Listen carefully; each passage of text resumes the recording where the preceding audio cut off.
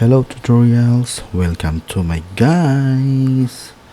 So ngayon guys, andito na naman tayo sa ating panibagong tutorials. So ngayon gagawin natin ay yung glitch effect ni Shanty Dope sa kanyang music video na Normalan. So ito yung effect na gagawin natin guys dito sa After Effects. Okay, so pag play natin yan. So ito yon.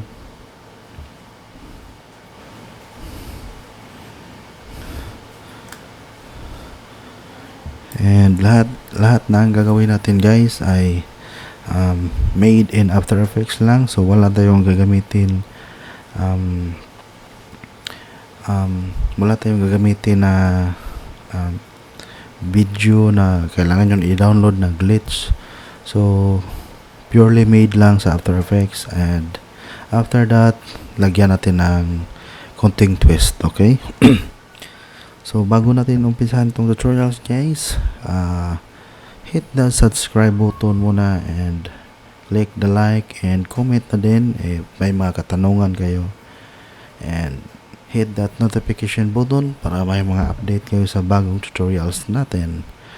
Okay, so okay guys, umpisahan na natin to. So I have files sir sa kaibigan ko. So gagawin bago po saan guys, pakita ko muna ang ginawa ko. Okay, so ito yung ginawa ko guys, effect. So may konting twist, nilagyan ko na ng free glitch sa YouTube. Baka kailangan yung mag-experiment, but this is itong isang glitch ay purely made in After Effects.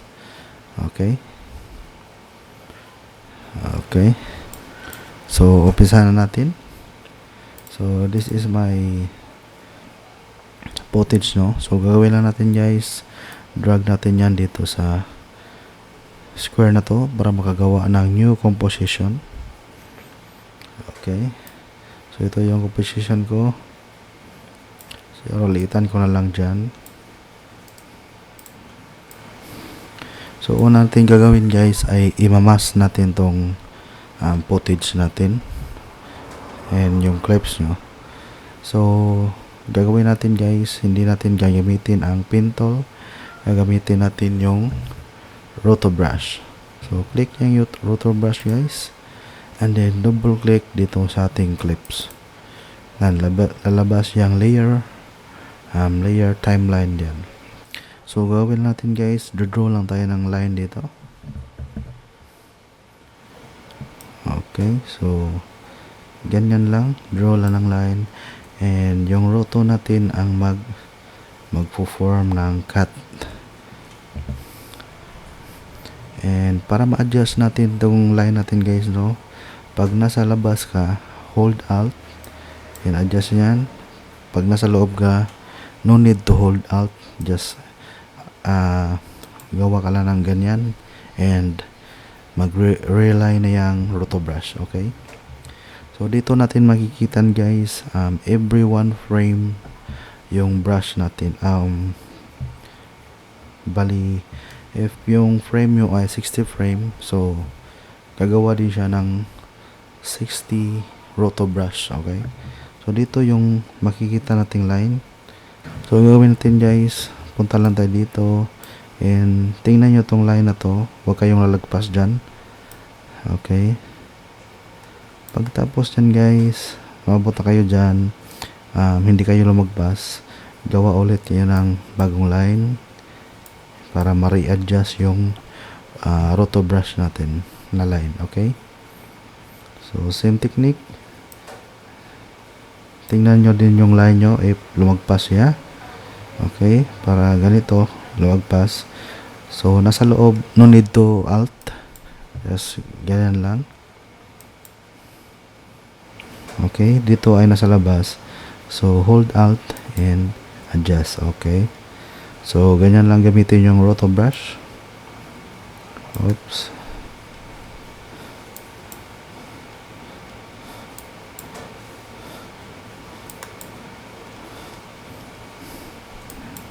So actually guys, no need naman na maging perfect yung masking nyo dahil gagawin naman natin tong glitch effect.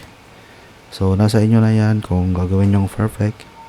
Para sa akin, gagawin natin perfect to dahil isa tayong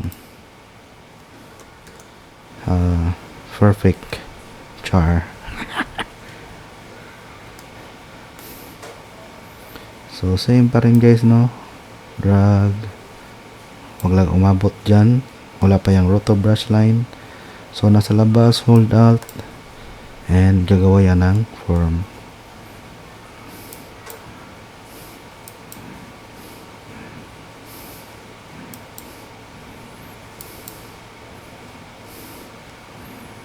Okay, same pa rin.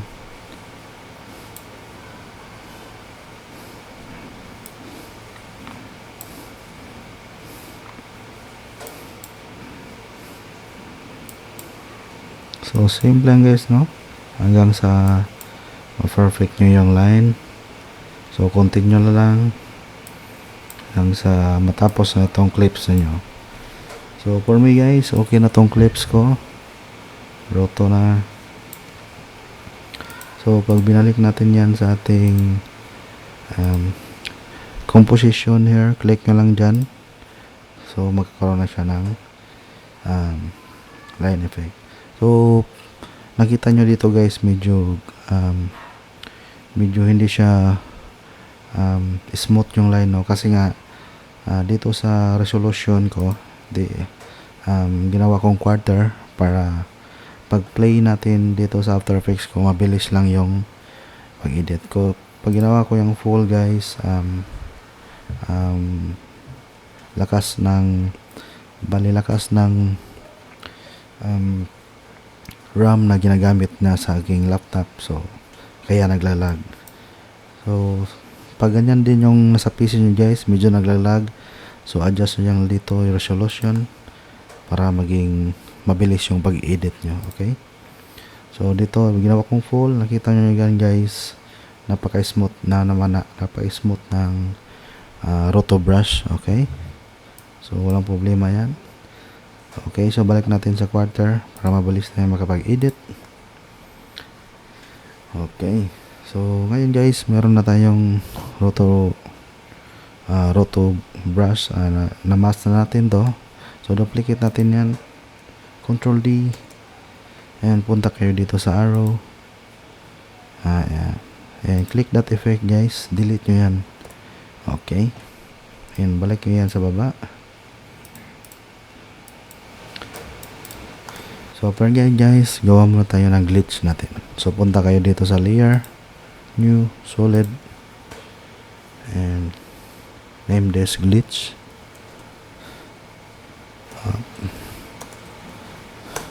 Click OK.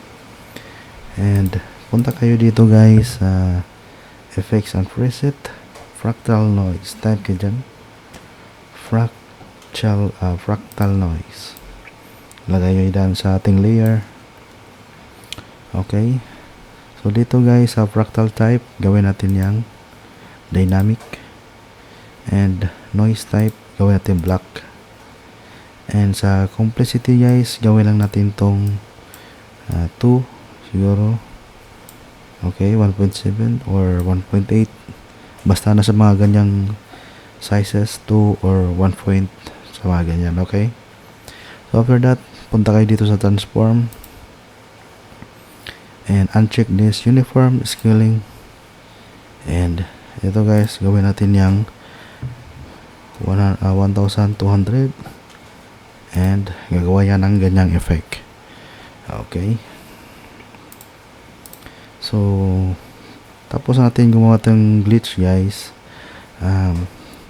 right click natin, punta natin yan sa baba, right click nyo guys, pre-compose,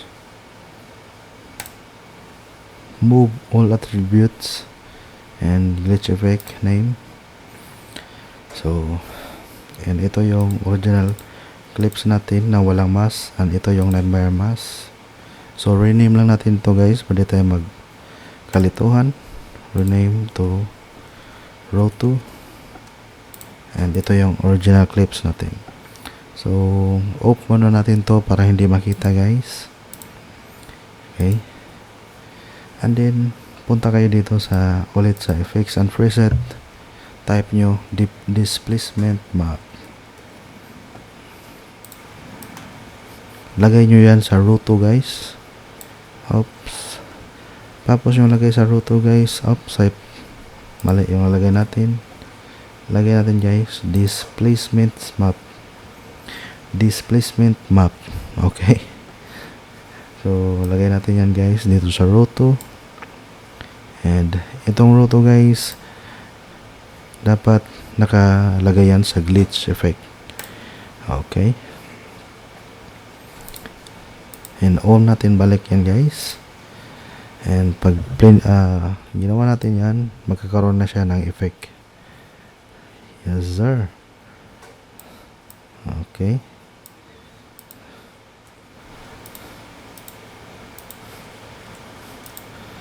so gawin natin guys, gagawa tayo ng animation dito. So punta kayo dito sa arrow na to, and balik nyo yan dito tayo sa displacement map. Okay guys, and then dito sa max vertical hindi ko na to gagalawin. Dito lang sa horizontal displacement map. So lagay kayo ng keyframe guys. Okay, and then pag-adjust natin dito, lagay at ng keyframe, and dito sa gitna adjust lang ng konti dyan, and pwede natin yan lagyan ng animation.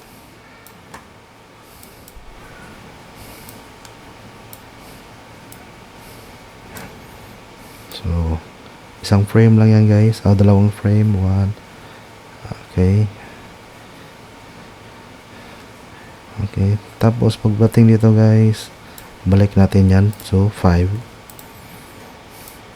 So pag play natin yan guys, magkakaroon na siya ng displacement effect, glitch effect. Okay, and pag tingnan natin dito sa Shanty Doof, may clips na lumaki yung babae, no? Yan. Okay, yan, nakita na dyan. So gagawin lang dyan guys, simple lang, punta kayo dito sa transform, and maglagay ng keyframe sa skill, punta dito konti, and drag natin yan, laki na konti, and lagyan keyframe. So bali 2 keyframe na maging ano siya, malaki, and dito last balik ulit sa 100. So yan, so may glitch effect na tayo, and may pump effect na medyo lumaki yung clips. Okay,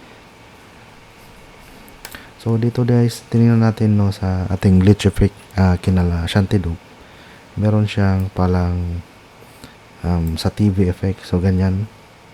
So pag ganitong effect guys, gagawin nyo, download lang kayo ng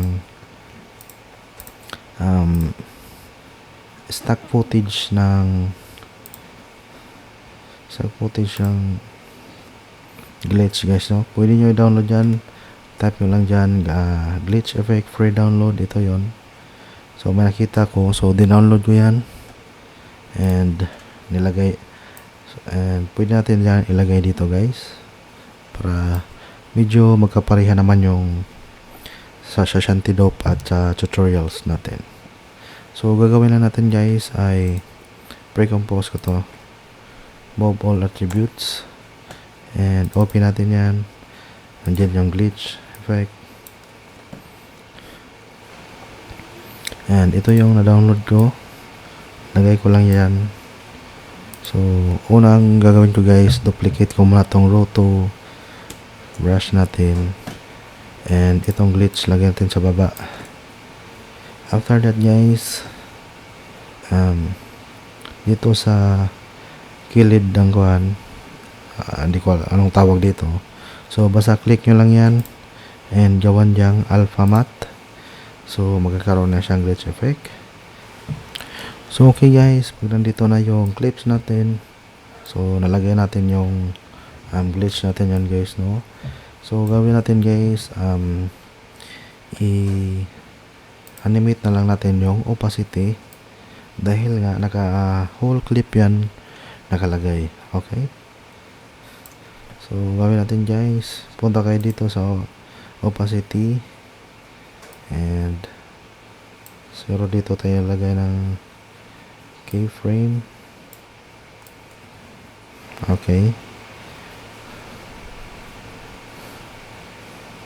so dito guys gawin natin 0 and pagdating niya dito naging so 0 and then 1 frame back to 100 and ulit magbilang tayo ng dalawang frame, 1, 2, lagay ng frame dyan, bali 100 pa rin and balik sa 1 frame and balik natin 0 yan.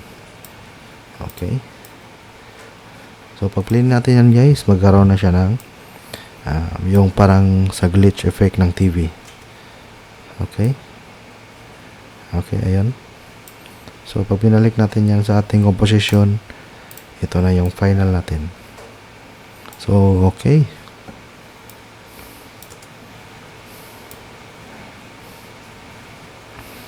so ayun guys, no. So napakasimple lang. Ayun yung glitch effect ng Shantydope music video na normalan. So ito yung effect na ginawa nila. So nasa inyo lang guys, no, if magdadagdag kayo ng glitch effect na stock footage or yung sa sariling gawa lang natin sa After Effects. Okay, so hanggang dito lang tayo guys.